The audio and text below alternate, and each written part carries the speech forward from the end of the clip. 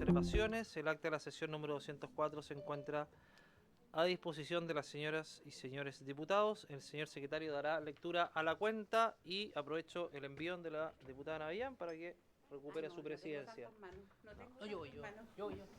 Gracias, señor presidente. Hemos recibido un oficio del secretario general de la Cámara de Diputados comunicando que la Cámara de Diputados accedió a la solicitud de remitir a la Comisión de Gobierno Interior, Nacionalidad, Ciudadanía y Regionalización el proyecto de ley que ordena la destrucción de mercaderías que indica proveniente del comercio ilegal correspondiente al boletín 16.806-25, actualmente radicado en esta comisión. Oficio del secretario general comunicando que la Cámara de Diputados, solicitud del diputado Cristian Araya, acordó remitir a la Comisión de Seguridad Ciudadana el proyecto de ley que modifica el Código Penal para sancionar el ejercicio ilegal del oficio de acomodador o cuidador de vehículos. Oficio del secretario general de la Cámara de Diputados comunicando que la Comisión de Seguridad Ciudadana, que la Sala acordó remitir a la Comisión de Gobierno Interior, en calidad de comisión técnica, el proyecto de ley que modifica la ley 21.426 para autorizar el uso de técnicas especiales de investigación en la persecución del comercio ilegal. En los mismos términos, oficio del secretario general comunicando a esta comisión que la Sala accedió a la solicitud de remitir a la Comisión de Gobierno Interior el proyecto de ley que modifica la ley 19.913 para prevenir y sancionar con mayor rigurosidad el lavado de activos social comercio ilegal correspondiente al boletín 16.808. Oficio 1743 de la Subsecretaría de Desarrollo Regional y Administrativo, mediante el cual se excusa su participación en la sesión de hoy por encontrarse fuera del país, participando de la reunión ministerial de la OCDE denominada Fortalecimiento de la Política Regional para Lugar Resiliente. Perdón, presidenta. Sí. Resilientes. Oficio de la ministra de Salud, mediante el cual detalla información relativa a la glosa 16, correspondiente al primer semestre del año 2025, según establecido en la Ley de Presupuesto 2025. Nota de la Casa de Moneda de Chile, mediante el cual realizan invitación a la presidenta de la Comisión a realizar una visita protocolar a la Casa de Moneda de Chile. Nota de la Asociación de Gobernadoras y Gobernadores de Chile, Agorechi, excusando la participación de su presidente, gobernador de la región de O'Higgins, señor Pablo Silva Maya, y en su representación participará vía remota el director ejecutivo de Agorechi, señor Ricardo Godoy Soto. Correo electrónico del Gabinete del Fiscal Nacional, mediante el cual excusa su participación por tope de agenda. Me señala Claudia que usted se comunicó con el Fiscal Nacional y participará en esta sesión Tania. Sí. Por eso no está en su minuta Tania, pero usted entiendo que sabe los detalles. Esa es toda la lectura, señora presidenta. Muchas gracias, señor secretario. Ofrezco la palabra sobre la cuenta.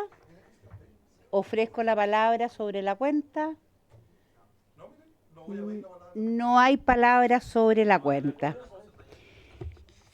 A ver, esta sesión tiene por objeto en primer término de 3 a 3:30, vamos a probablemente extenderlo un poquito más, porque estamos un poco atrasados, dar inicio al estudio en general del proyecto de ley que autoriza la utilización de medios tecnológicos para prevenir el ingreso de armas y otros elementos prohibidos en establecimientos educacionales y de salud, originado en moción de las diputadas y diputados señores Marta Bravo, Eduardo Cornejo, Felipe Donoso, Juan Fuenzalía, Henry Leal, Daniel Lilayú, Marlene Pérez, Guillermo Ramírez, Natalia Romero y Marco Antonio Zulantay. Para este efecto se encuentra en nuestra comisión el miembro de esta comisión y autor de este proyecto, el señor Henry Leal, a quien ofrezco la palabra para que se refiera a este proyecto. Don Henry. Presidenta, este es un proyecto muy simple, pero de aplicación práctica, y yo espero que tenga acogida en esta comisión. Mire, tiene que ver simplemente con que Presidenta, con que podamos, a través de una norma jurídica, facultar a los alcaldes o a los sostenedores de colegios particulares o particulares subvencionados para que puedan instalar al ingreso de los colegios pórticos detectores de metal para prevenir el ingreso de armas de fuego o armas blancas. Esto previo acuerdo y protocolo con la comunidad educativa, profesores, alumnos, etcétera. Y tiene una aplicación práctica. En la comuna de Temuco, el alcalde de Temuco hizo esto, previo acuerdo con los apoderados, hizo una votación, 90% de apoyo, puso el pórtico, pero llegó la superintendencia de educación y amenazó con sumario al alcalde porque no tendría facultades para hacerlo. Y el alcalde simplemente lo que estaba haciendo es lo que sus apoderados le pedían, por un 90% de apoyo del colegio, el INSUCO, de poner un pórtico para evitar que ingresaran armas de fuego, porque se detectó que estaban ingresando armas de fuego a los colegios y armas blancas. Y aquí lo que estamos buscando es que ningún funcionario pueda sumariar a un alcalde que no tiene facultades. Esto tiene aplicación práctica, el alcalde lo ha estado poniendo igual en otros colegios, a riesgo que le den sumario, pero está resguardando la vida y la integridad de los alumnos, de los profesores, de la comunidad educativa. Y esto no es un tema que afecte a nuestro juicio ni derechos fundamentales, ya que va a estar reglamentado en un protocolo, así lo dice el proyecto, que se hará en conjunto con la comunidad educativa, con los pares, con los representantes legales de los niños, y créanme que tendrá aplicación práctica. Acá en la región de Valparaíso hay un caso que también se puso, llegó a la Corte de Apelaciones, por lo mismo, porque la superintendencia cuestionó la medida. Acá el alcalde en su momento recurrió de un recurso de reclamación a la Corte y la Corte dejó sin efecto la multa que había impuesto el alcalde. Entonces, eso queremos solucionarlo por ley, ¿ya? Y también que se puede hacer extensivo, si lo estiman a bien los alcaldes, en los centros de salud, consultorios, porque ha habido casos de que ingresan personas con armas de fuego. Ese es el sentido y el objetivo, es súper simple. Es para evitar que los alcaldes terminen sumariados o que un sostenedor de un colegio particular subvencionado o particular pueda hacerlo. A nuestro juicio, nada tiene que ser un niño con un arma de fuego en una mochila ingresando a un colegio. No se va a vulnerar nada, va a estar reglamentado en un protocolo, construido, así lo dice el proyecto de ley, por un protocolo obviamente acordado con la comunidad educativa, y el objetivo es evitar que pueda ocurrir el día de mañana una masacre en el interior de un colegio. Eso, presidenta, muy simple nuestro proyecto y esperamos que se pueda dar rápida tramitación. Y desde ya ofrezco invitar al alcalde de Temuco a exponer respecto de este proyecto de ley, que él conoce más detalles de lo que le han planteado. Gracias, presidenta. Sí. Apague su micrófono, por favor. Diputado Leiva me pidió la palabra primero. Sí. Muchas gracias, presidenta. Yo creo que es bueno que discutamos estas materias. Es bueno abrir una discusión con el proyecto de ley que por su intermedio presenta el diputado Leal. Es cierto que existe un fallo de la Corte Suprema respecto a las facultades de la superintendencia y podemos discutirlo. Ahora, ¿va a generar una percepción, o sea, va a cumplir el objetivo deseado? Pregunta, porque un recinto, un establecimiento educacional o de salud no solo tiene un acceso. No es una cárcel, no es un inmueble que se encuentre fortificado. Lo planteo porque en el caso de poder ingresar algún tipo de armamento a alguien que tenga la intención de desarrollar algún acto delictivo dentro del establecimiento, bueno, tiene todo un perímetro amplio como para poder hacerlo. ¿Puede constituir un avance? Por cierto, y hay que discutirlo, y hay que resguardar también estas normas, hay que tener en consideración que son menores. Es un tema que hay que discutir y obviamente yo estoy muy dispuesto a abrir el debate en la discusión en general, sin perjuicio de que yo soy de aquellos que cree que estos proyectos de ley deben ser efectivos y no efectistas. No estoy diciendo que este lo sea, pero que efectivamente se pueda traer a buen recaudo cuál es el objetivo que se quiere señalar. Y por lo mismo, no me parece que una ley de 2 artículos sin inserción debida en los propios estatutos que regulan este tipo de establecimientos sea una técnica legislativa adecuada. O sea, un proyecto de ley con 2 artículos sin inserción en Ley General de Educación, en materias preventivas, en la modificación de la Ley Orgánica Constitucional, de municipalidades, en los SLEP, en educación pública. Me parece que hay que discutirlo también en forma, vale decir, ¿dónde se inserta esta idea que está planteada en estos 2 artículos dentro del estatuto que regula o reglamenta establecimientos educacionales y establecimientos de salud? ¿Qué tipo de establecimientos? ¿Solo privados? ¿También públicos? Yo creo que hay que avanzar. Yo estoy de acuerdo con que este tema hay que discutirlo y llegar, en mi opinión, y estoy seguro que esa es la intención del diputado Leal, de poder regular una materia que ha sido compleja, que ha sido controvertida, pero creo que podemos buscar alternativas o escenarios más conducentes a que esta regulación tenga asidero dentro de la propia normativa de los establecimientos educacionales y también de salud, y no solo restringirlos a establecimientos públicos, sino también eventualmente en estas facultades preventivas que podría tener un alcalde en tanto sostenedor, ahora van a ser los SLEP los sostenedores, también respecto de sostenedores particulares o privados. Muchas gracias, Presidenta. Muchas gracias, diputado Leiva. Tiene la palabra la diputada Plasencia. Gracias, Presidenta. Sí, yo la verdad es que estaba mirando rápidamente el proyecto que se presenta y creo que es una de las ideas que se ha estado debatiendo públicamente. Sin embargo, creo que carecemos todavía de antecedentes como para ver si este proyecto, digamos, hace sentido en su aplicación concreta. Yo vengo del ámbito de la educación y creo que hay muchas iniciativas que a partir del aumento de la violencia escolar se han estado desarrollando como políticas públicas en el ámbito educativo, con los distintos establecimientos que existen en nuestro país y con distintos sostenedores también. Y creo que se ha hecho un esfuerzo importante en esa línea. Sería bueno que esta comisión, que no debate estos temas en general, es decir, de cómo finalmente se fortalece a las comunidades escolares en temas de prevención, no solo en el ámbito de la violencia escolar, sino que también otros temas que son riesgo, ¿no? Temas de consumo problemáticos de alcohol y drogas, por ejemplo, que también pueden llevar a estudiantes a cometer delitos o puede dejarlos más vulnerables o expuestos a ser parte de bandas criminales cuando no se toman los resguardos correspondientes. Nosotros sabemos que en la escuela no solo se aprende el currículum, sino que se aprende a convivir en sociedad, a convivir con gente distinta, a tener resoluciones de conflictos que no sean en base a violencia. Y por tanto, estas políticas, claro, preventivas por una parte, pero por el otro lado, de corregir aquellos aspectos que puedan estar dañando esa convivencia. Para discutir este proyecto de ley, a mí me cae de cajón que tenemos que traer acá al Ministerio de Educación. Tenemos que saber qué es lo que está haciendo, o esta comisión, yo sé, pero el Ministerio de Educación tiene que mostrarle a esta comisión qué es lo que se está haciendo y cuál es su opinión al respecto. Y por otro lado, me parece que también hay que traer al Ministerio de Salud, ¿no?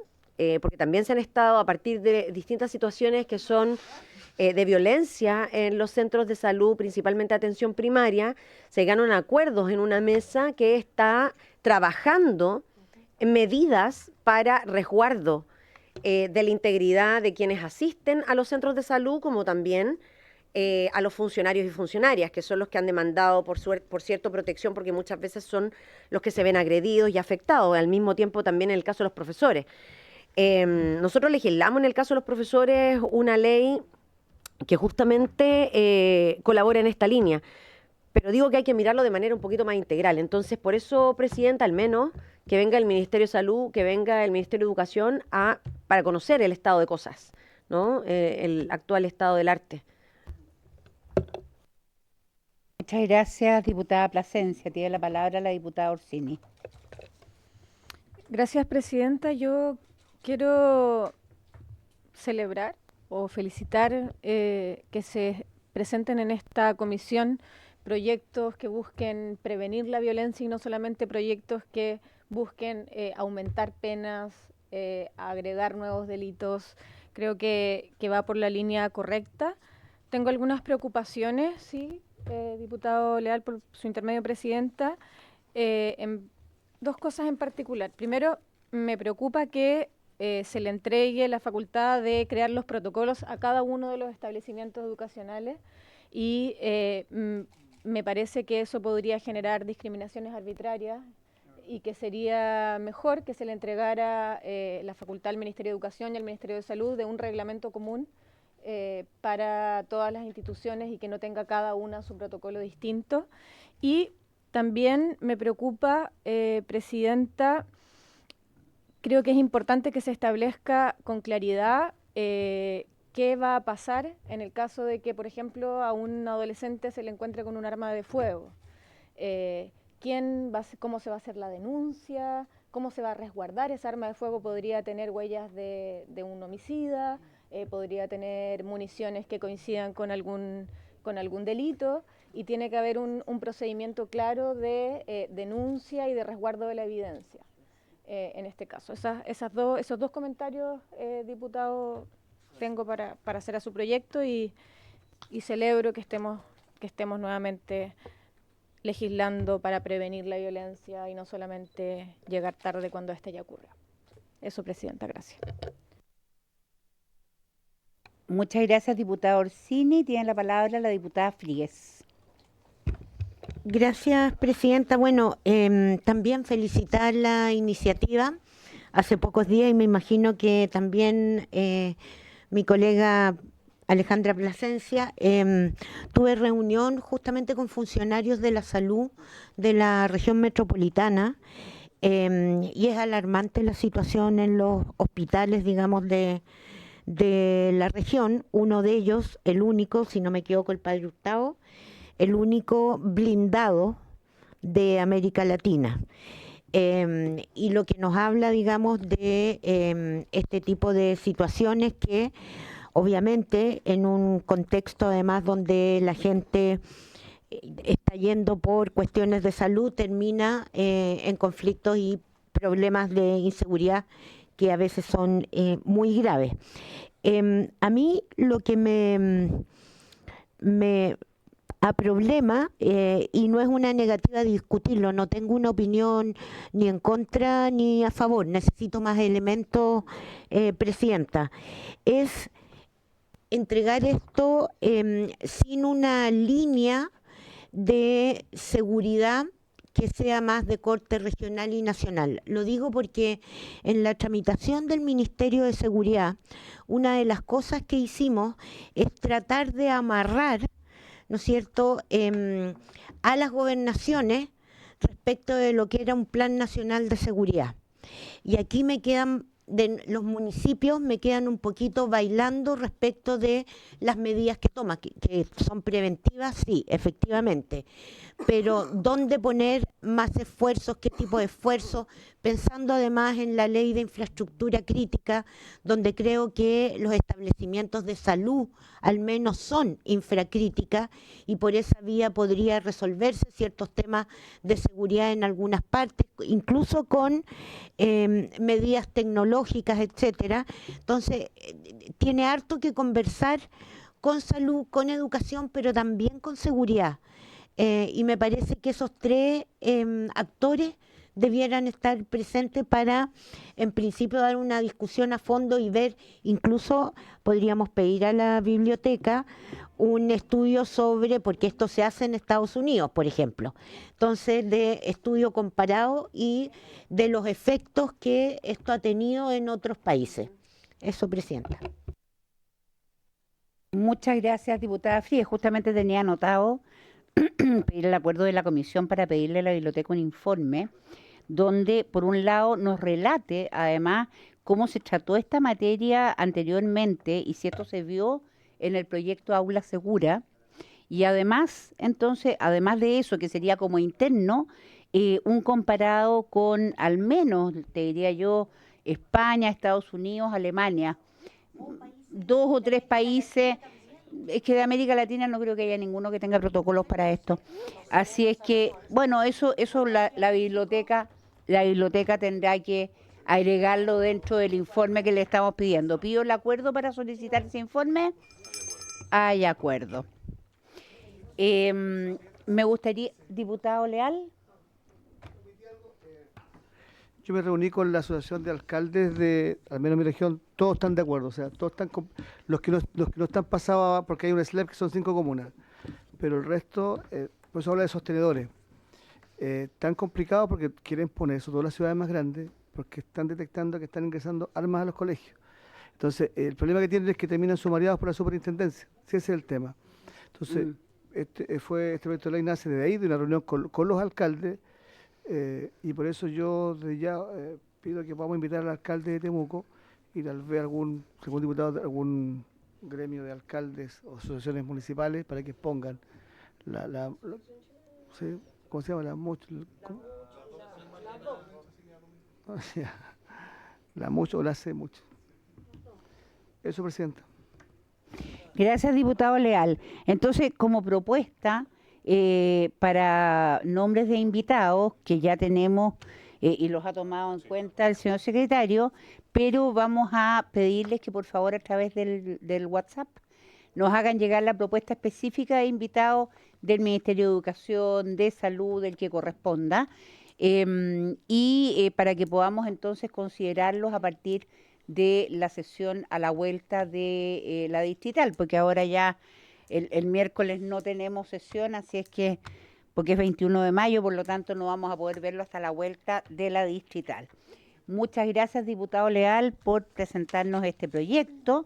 Y a continuación, entonces, teníamos como segundo punto de la tabla, conocer la extensión de los efectos en proyectos, programas, planes y políticas públicas en materia de seguridad ciudadana que se provoca por las rebajas presupuestarias a los gobiernos regionales ejercidas desde el gobierno central. Para estos efectos está invitado vía remota el señor director ejecutivo de la Asociación de Gobernadores y Gobernadoras de Chile, señor Ricardo Godoy, que está conectado, y la señora Tania Gajardo del Ministerio Público. ¿Alguna duda? ¿Qué duda tiene, diputado Leiva? Yo tengo la duda de que esta es una comisión legislativa técnica, no fiscalizadora de los recursos del Estado. Entonces, habiendo proyectos de ley en tabla, yo creo, a lo mejor yo no estuve en la oportunidad en que se adoptó el acuerdo, lo planteo, pero creo que las comisiones técnicas son comisiones legislativas y no comisiones fiscalizadoras. Estamos totalmente... Y estas materias, si bien son presupuestarias, refieren a Hacienda, pero el poder destinar gran parte de una sesión importante, a mi juicio, Presidenta, solo lo hago presente, y con esto termino, de que existen proyectos de ley en tabla o mociones parlamentarias que pudieran colaborar, ir mucho más allá que temas de fiscalización que, en mi juicio, es mi opinión personal, no corresponden a esta comisión. Diputado Leiva, la sesión que tenemos los días lunes es una sesión extraordinaria.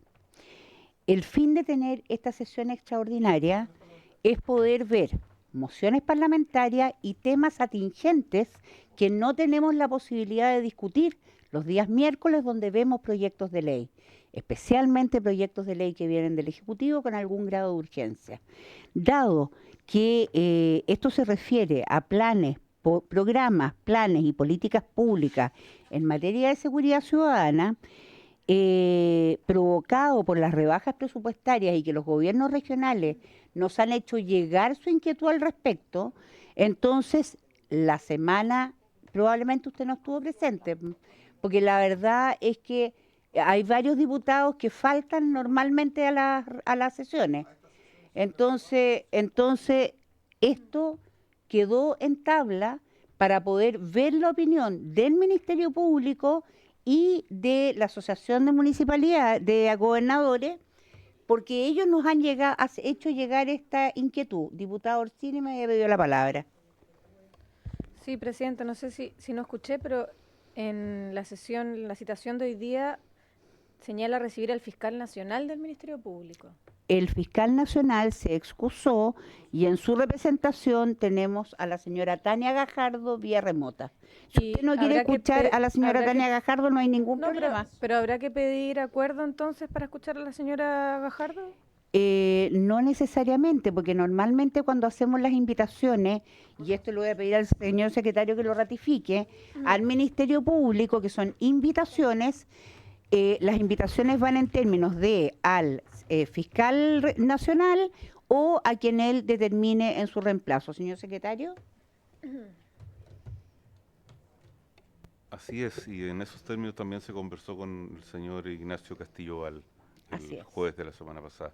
No, y hace presente, Presidenta, que esto fue acordado en la sesión del lunes 12 de mayo, a solicitud de dos señores...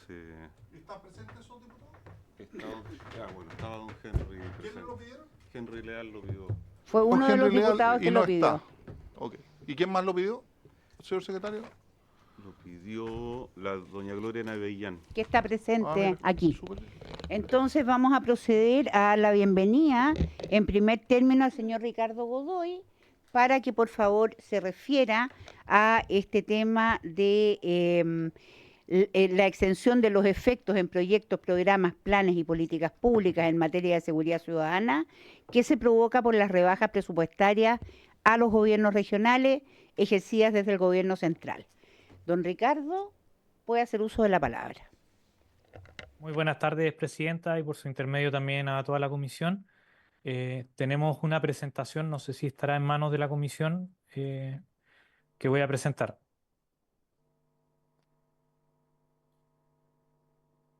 Don Ricardo, le escuchamos bien y puede compartir pantalla, no hay inconveniente.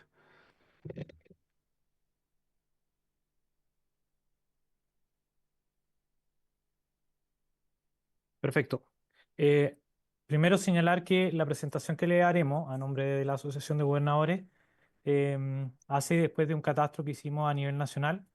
La inquietud era bastante compleja, por tanto tratamos de recoger los datos más claros posibles, aunque durante la presentación le haré ver detalles que más bien no se tratan de problemas de ajustes presupuestarios de los recortes, como se señala, sino más bien temas que también van relacionados al flujo de caja de los gobiernos regionales. O sea, no necesariamente los problemas que vamos a visualizar, que no son muchos, la verdad, se deben a eso, o si se vieron afectados, la verdad también se puede ver sobre la base de que varios gobiernos regionales pueden haber decidido priorizar estos proyectos por sobre otros.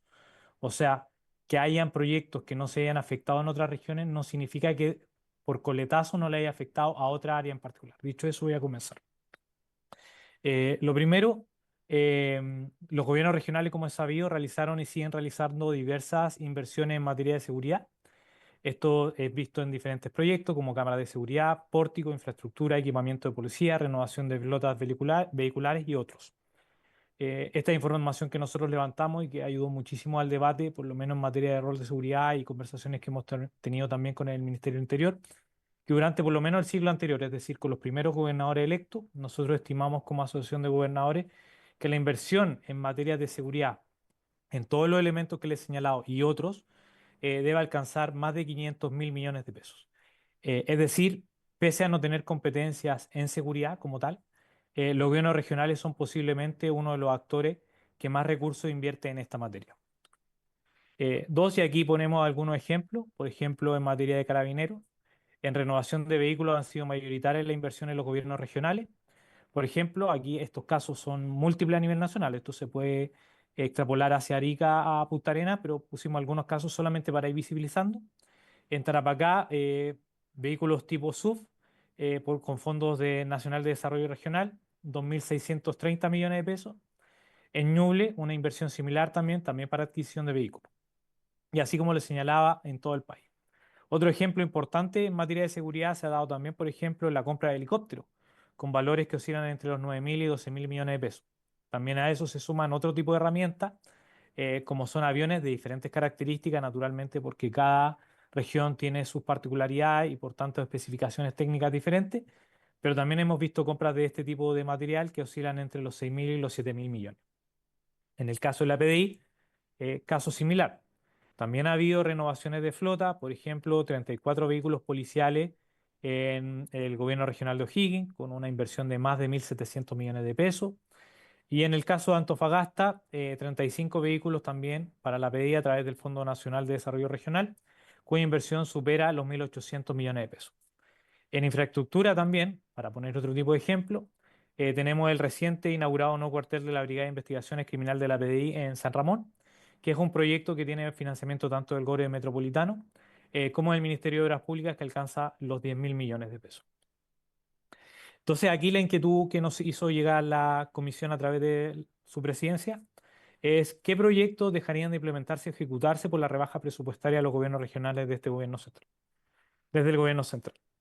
En esto la verdad es que nosotros creemos que pueden ser buenas noticias, lo que señalamos que por lo menos de parte de la mayoría de los gobiernos regionales no se expresan mayores proyectos, programas afectados por el ajuste, pero dicho eso, quiero ser bien claro y enfático en esto, que no significa que por priorizar proyectos de seguridad no se hayan visto afectados otro tipo de proyectos, y que no necesariamente incluso los proyectos que señalamos acá se vean afectados netamente por un tema de reajuste fiscal, que fue el que vimos el año pasado, porque hay que considerar que no solamente está el ajuste del año pasado, sino también, por ejemplo, que hubo un nuevo ajuste ahora hace poco por materia de emergencia, un 3%.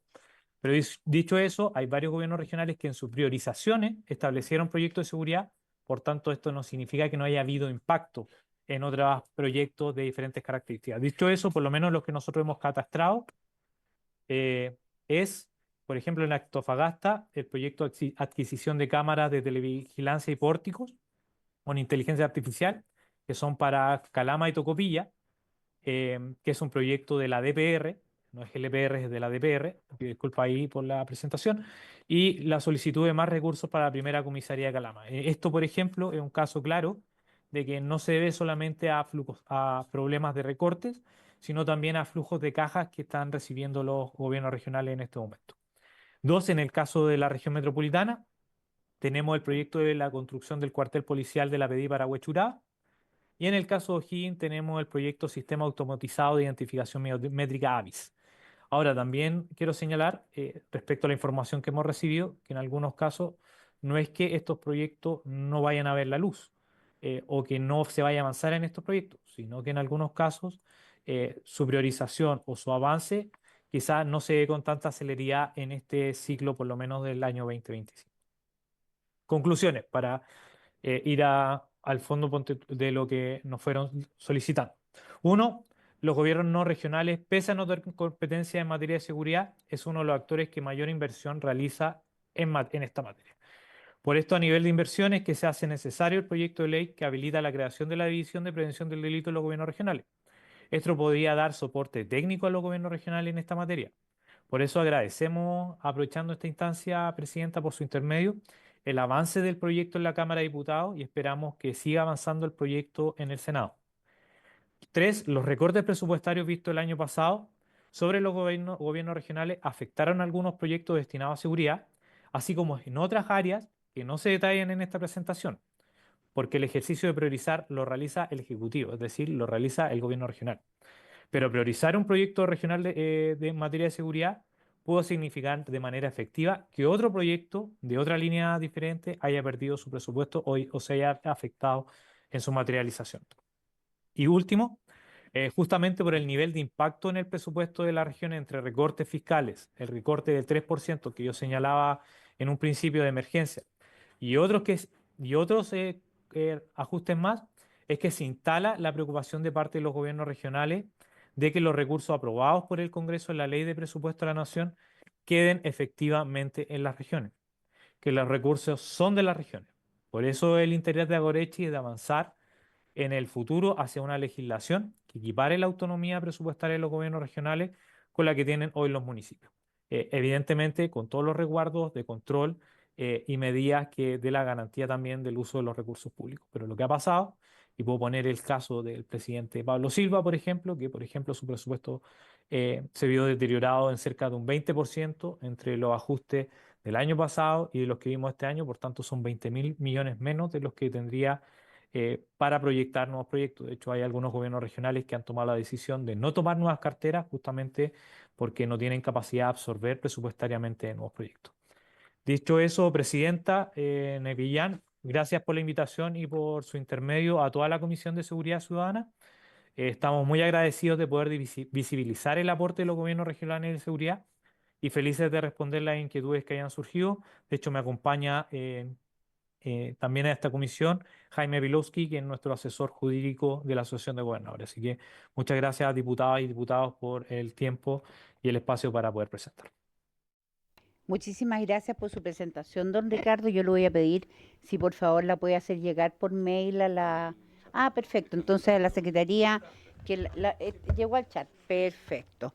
Ofrezco la palabra sobre este punto a algún diputado. Diputado Joanet. No, ninguno. Ok. Esto surgió básicamente, tal como dijo don Ricardo, producto de la inquietud que hemos recibido de que hay proyectos que quedaron sin ejecutarse el año pasado del área de seguridad. Es más, proyectos que incluso habían sido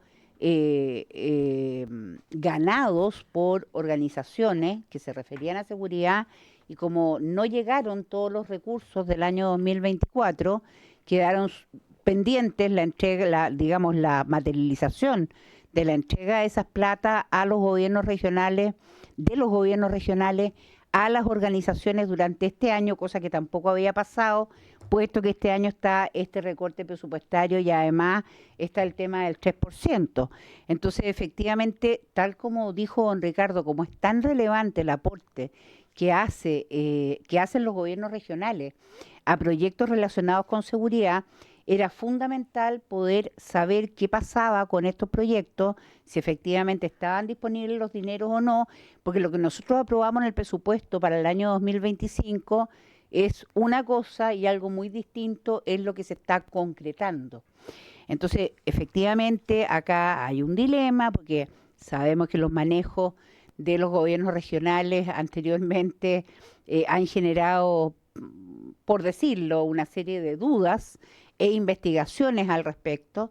Entonces, claro, obviamente hay una cierta reticencia, digamos, a entregar recursos por esta vía, pero claramente es la forma que tienen las organizaciones sociales a acceder a proyectos, por ejemplo, de cámaras de seguridad, de iluminación especial o de lo que sea, alarmas, en fin, para seguridad.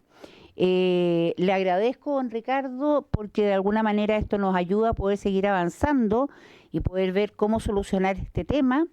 Lo que me preocupa es que usted se refirió a problemas de flujos de caja y eso me gustaría que usted me aclarara un poquito más ese punto, don Ricardo, por favor.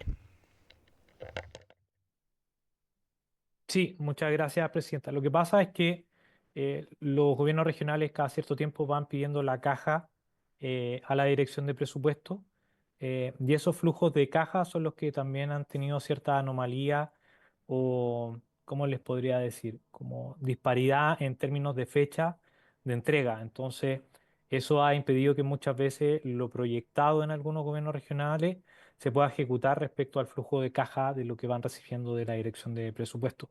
Por eso eso va en una línea diferente a lo que es recorte como tal, sino más bien del flujo de platas que tienen los gobiernos regionales en sus diferentes tipologías de plata. A eso me refería, presidenta. Gracias, don Ricardo. Claro, y esto afecta de todas maneras porque normalmente los gobiernos regionales plantean la posibilidad de que las organizaciones y las personas postulen a proyectos. Y si los flujos de caja no van de acuerdo a lo estimado o a lo proyectado, es bien difícil poder cumplir efectivamente con esos postulaciones y otorgarle a las organizaciones o a las personas los fondos que hayan ganado. Muchas gracias, don Ricardo. Lo dejo liberado y había un error en la hoja que yo tenía respecto de la tabla y nos saltamos el punto 3. Y yo no sé, nos saltamos el punto 2 que lo tuvimos que poner como punto 3 y estaba Tania Gajay, está Tania.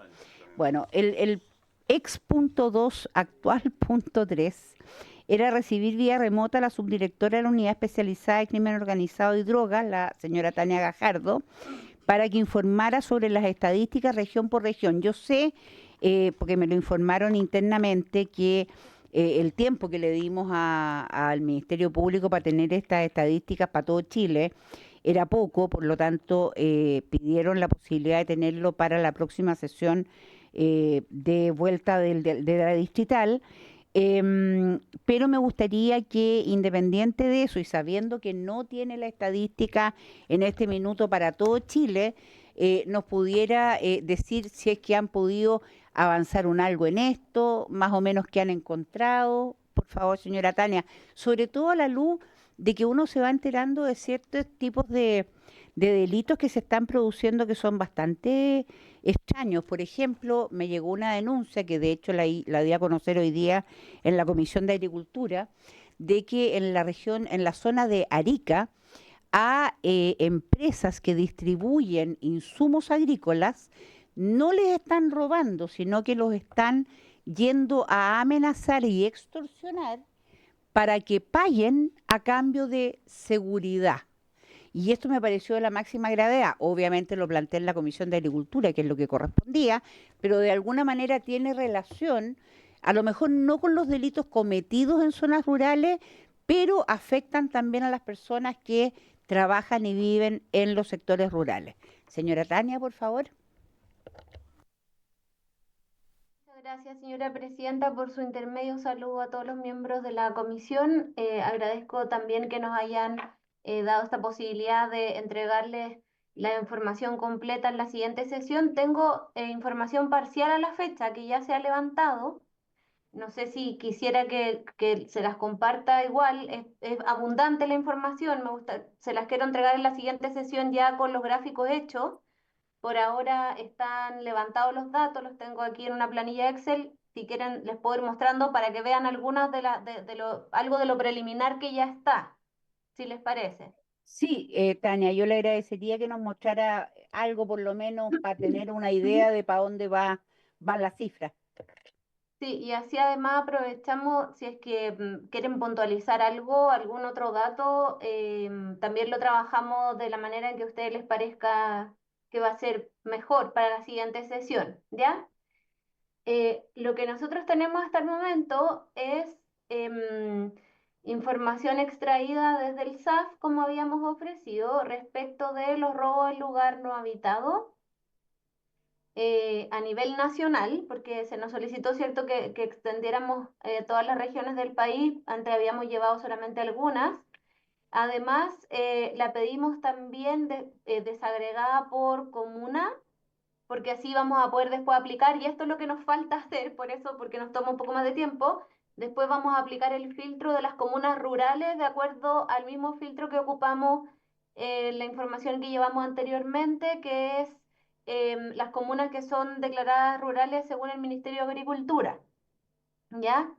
Entonces, bueno, hasta la fecha tenemos esto, que es la cantidad de delitos ingresados desagregados por año, región y comuna de robo en lugar no habitado. Si ustedes se fijan, acá están, bueno, todas las regiones del país con el número de delitos en la columna que está más a la derecha. Aquí Arica, usted lo mencionaba recién, y tiene un número importante, 649. Aquí estamos considerando del 2022 al 2025.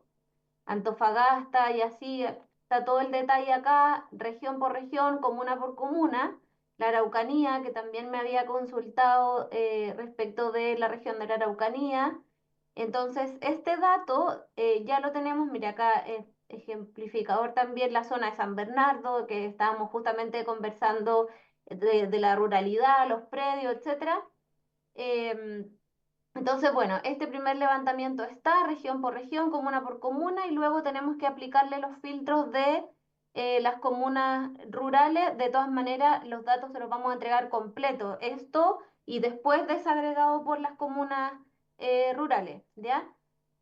Después, la siguiente información da cuenta de todo el universo de casos que va en la ficha anterior, pero esta vez lo que hace es señalar cuántos de ellos tienen imputado conocido, es decir, había una investigación exitosa respecto de ellos. También se los vamos a mostrar en un gráfico bien trabajado, porque de esta manera no se aprecia bien lo que a ustedes les interesa conocer. Y por último, tenemos los que tienen imputado no conocido, es decir, aquellos que a la fecha no han sido investigaciones exitosas. Y mire que el número de Arica es la mayor, o sea, son la mayoría de los robos en lugar no habitado, si miramos el total y los que tienen imputado no conocido. Entonces, todo esto se los vamos a entregar en distintos gráficos, que sea mucho más sencilla la lectura de los datos, y aplicando también después el criterio de ruralidad, ¿ya? Pero hemos avanzado ya con lo que se nos había solicitado, solo que nos falta esta segunda parte, que es la aplicación de las comunas rurales.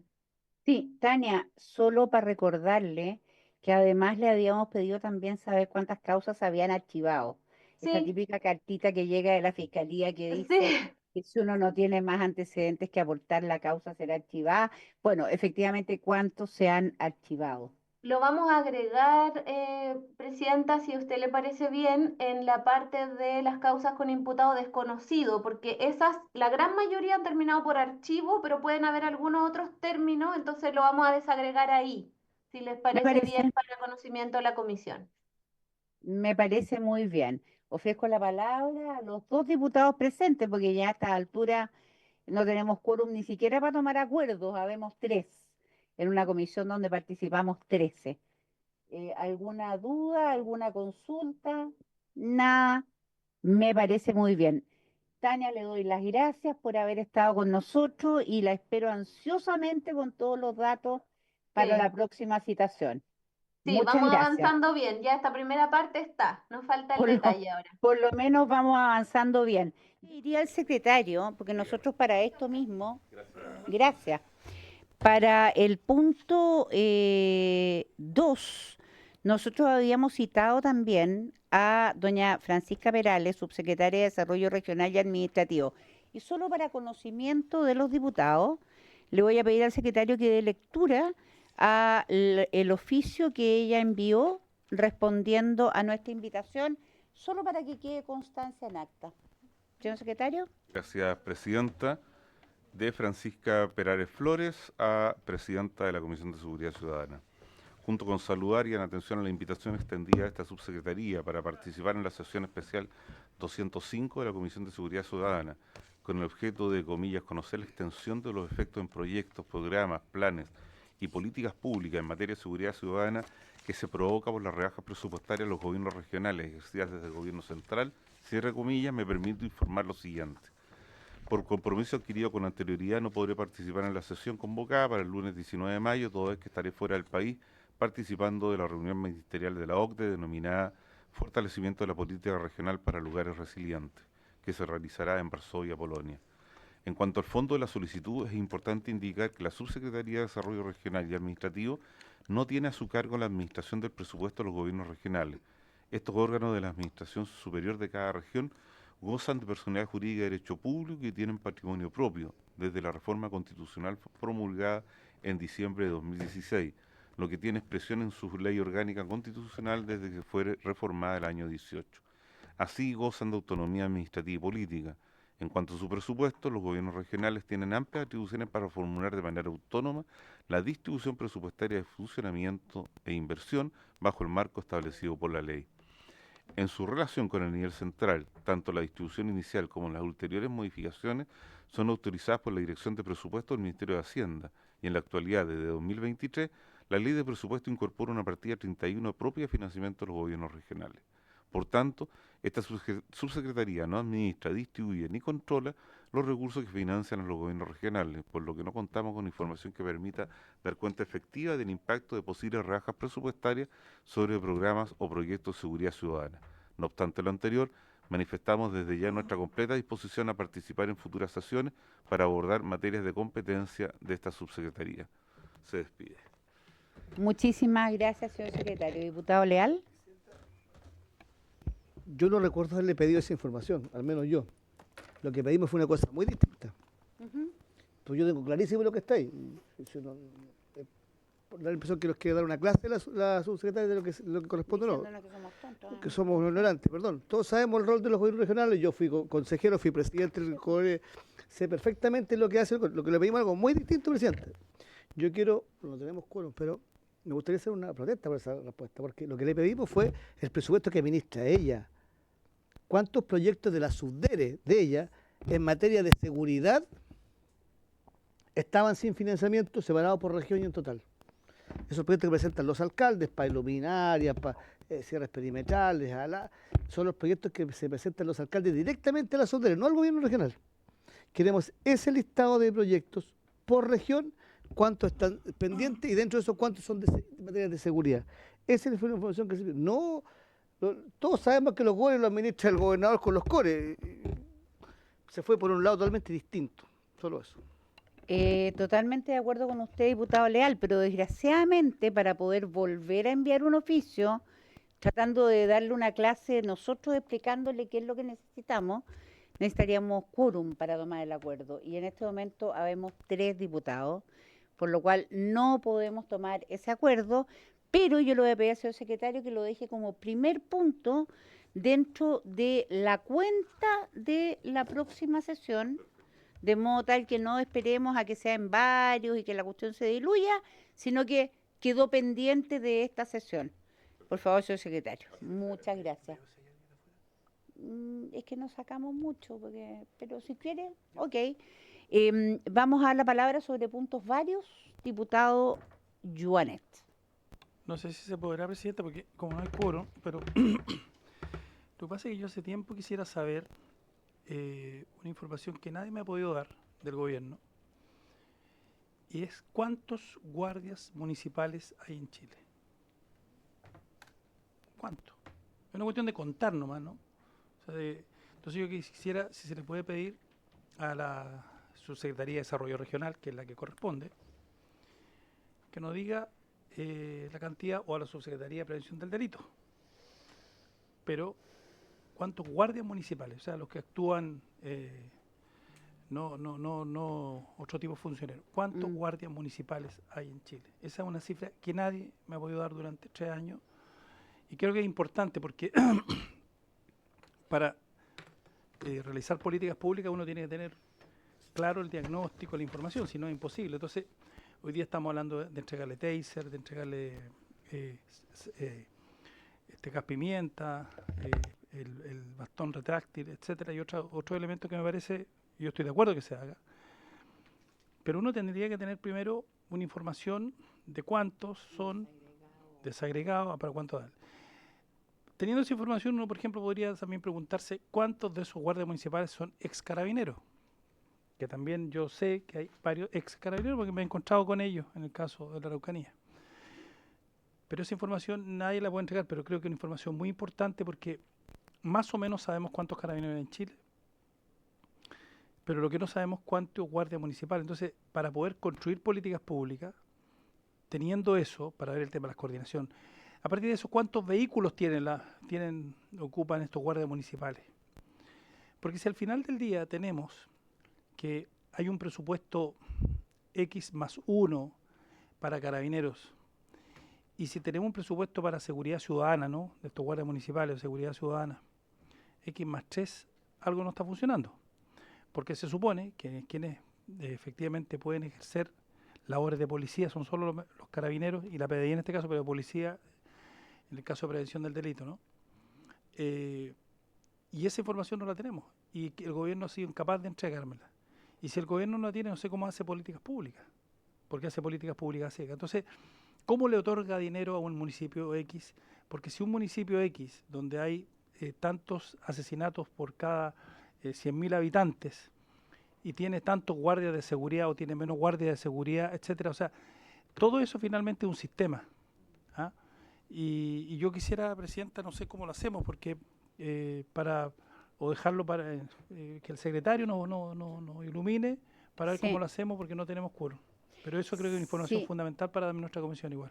Sí, diputado Jonetti, de hecho lo vamos a dejar en las mismas condiciones que el punto anterior, para verlo como primer punto, por favor, señor secretario, en la próxima sesión, que va a ser el día lunes 2 de junio a las 15 horas.